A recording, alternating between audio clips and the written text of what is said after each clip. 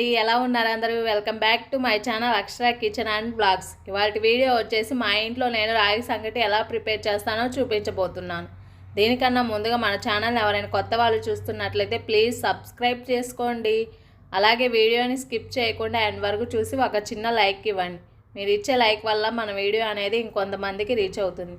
ముందుగా గిద్ద రేషన్ బియ్యాన్ని తీసుకొని శుభ్రంగా వాటర్తో 2 సార్లు వాష్ చేసుకొని వాటర్ వేసుకొని ఒక పావుగంట లేదా అరగంట నానబెట్టుకోవాలి.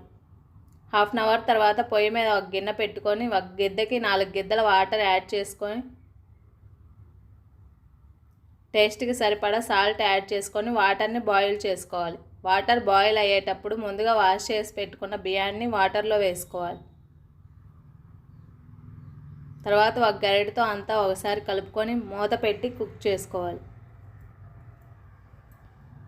మధ్య మధ్యలో మూత తీస్తూ గరిటెతో కలుపుకుంటూ కుక్ చేసుకోవాలి.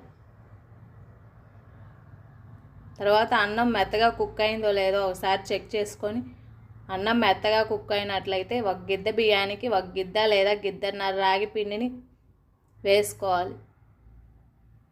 తర్వాత మూత పెట్టి కదపకుండా 5 మినిట్స్ పాటు లో ఫ్లేమ్లో కుక్ చేసుకోవాలి. 5 మినిట్స్ తర్వాత మూత తీసి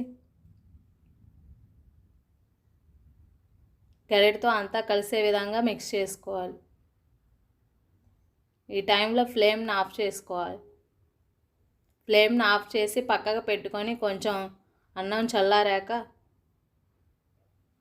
చేతికి వాటర్ లేదా ఆయిల్ అద్దుకొని మీకు నచ్చిన సైజులో చిన్న చిన్న ముద్దల్లాగా చేసుకోవాలి.